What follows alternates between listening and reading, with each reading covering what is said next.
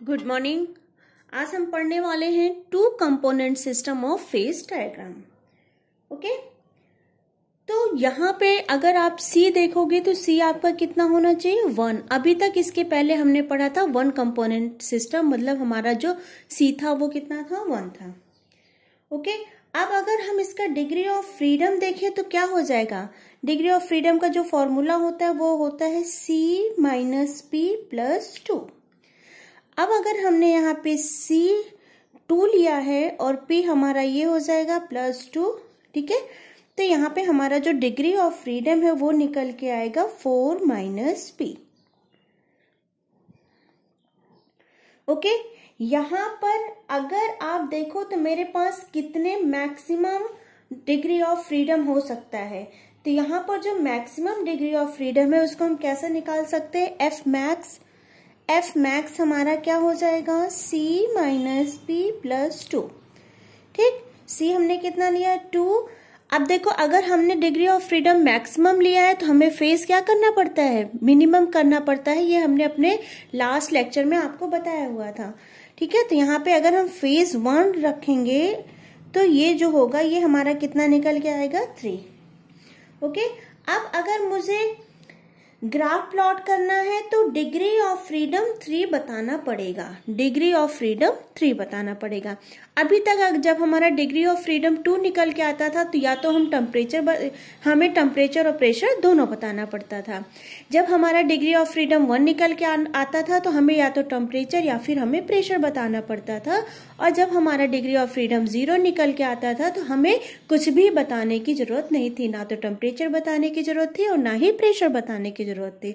लेकिन यहाँ पे एफ मैक्स के केस में, मतलब degree of freedom, maximum degree of freedom के केस में यहाँ पे 3 पॉइंट निकल के आए हैं तो हमें 3 पॉइंट बताने पड़ेंगे।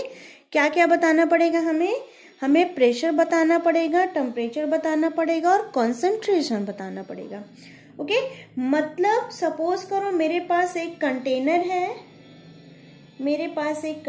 है, ठीक है, और मैं उसमें 2 टाइप्स के लिक्विड, मैंने उसमें क्या लिया है 2 टाइप्स का लिक्विड लिया है। लेकिन दोनों क्या है, दोनों टाइप्स के जो लिक्विड है वो दोनों क्या है सिंगल फेज में, मतलब हमने दोनों लिक्विड को या तो दोनों मिक्सचर को हमने किस फॉर्म में लिया है, लिक्विड में।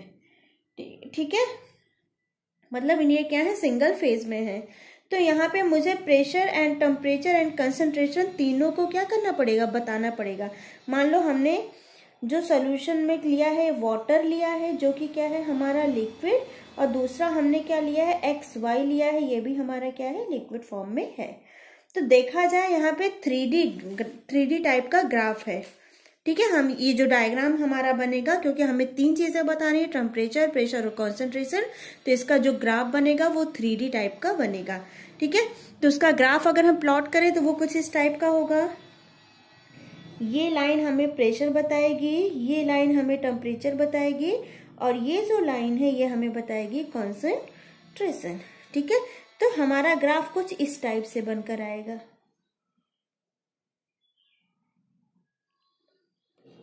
ओके, तो ये जो मेरा ग्राफ है ये कुछ इस तरीके से आएगा। यहाँ मेरा ये जो है वो प्रेशर है, ये टेम्परेचर है और ये कंसंट्रेशन है। ठीक है, ये 3D ग्राफ है।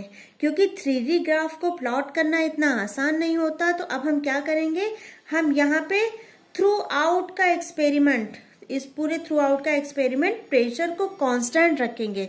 इस पूरे थ्रू आउट एक्सपेरिमेंट में हम प्रेशर को क्या कर देंगे, कांस्टेंट रख देंगे।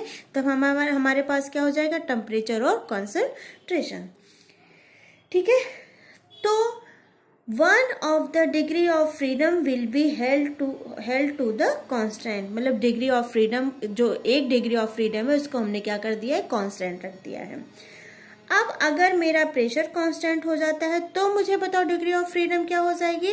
तो डिग्री ऑफ फ्रीडम क्या हो जाएगी, अगर मेरा प्रेशर कांस्टेंट है तो डिग्री ऑफ फ्रीडम हो जाएगी 4 माइनस P।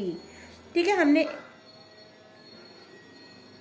तो हम क्या करेंगे, टोटल में से कितना माइनस कर देना है 1।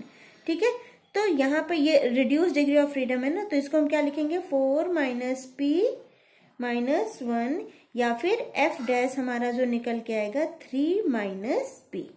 ये हमारा क्या है, मॉडिफाइड डिग्री ऑफ फ्रीडम, इसी को हम बोलते हैं रिड्यूस्ड गिब्स इक्वेशन। ठीक है, इसीलिए हम इसको एफ डैश से डिनोट करते हैं। नॉर्मल डिग्री ऑफ फ्रीडम को एफ लिखेंगे और रिड्यूस डिग्री ऑफ फ्रीडम को हम एफ डैश से लिखेंगे। क्यों रिड्यूस किया, क्योंकि हमने इसका प्रेशर क्या कर दिया है, थोड़े टाइम के लिए हमने इसके प्रेशर को कांस्टेंट रख दिया है। ठीक है, अब अगर हम टू कंपोनेंट ऑफ सिस्टम की बात करते हैं तो सपोज करो मेरे पास ए है और मेरे पास यहाँ बहुत ढेर सारी पॉसिबिलिटी आती हैं, जैसे आइदर दे आर मिसबिल और दे विल बी नॉन मिसबिल। ठीक है, हम मिसबिल भी ले सकते हैं और हम नॉन मिसबिल भी ले सकते हैं। तो मान लो हमारा ए है और ये हमारा बी है। ए हमारा क्या हो जाएगा, मिसबिल, और जो हमने बी लिया है वो क्या हो जाएगा, नॉन मिसबिल। ओके, अब इसके कई पॉसिबिलिटी हो सकते हैं। वो मेरे लिए क्या हो सकता है, एक्वेटिक मिक्सचर बना सकते हैं। क्या बना सकते हैं हमारे लिए, एक्वेटिक मिक्सचर। ये अभी हम आगे वीडियोस में इसकी बहुत ज्यादा चर्चा करेंगे। ठीक है, ये बहुत इंपॉर्टेंट है हमारे लिए। एक्वेटिक मिक्सचर बना सकते हैं हम। एक्वेटिक मिक्सचर के बारे में पढ़ेंगे, ये होता क्या है, या वो ओके, तो हम एक्वेटिक मिक्सचर के बारे में पढ़ेंगे। ये वो मिक्सचर होता है जो हमें कॉन्ग्रुएंट मेल्टिंग पॉइंट बताता है। हम मिक्सचर बना सकते हैं जिसके अंदर इनकॉन्ग्रुएंट मेल्टिंग पॉइंट होगा। अब हम इन सबको अपने नेक्स्ट लेक्चर में पढ़ेंगे, तो आप वेट करिए हमारे नेक्स्ट लेक्चर का। Thank you.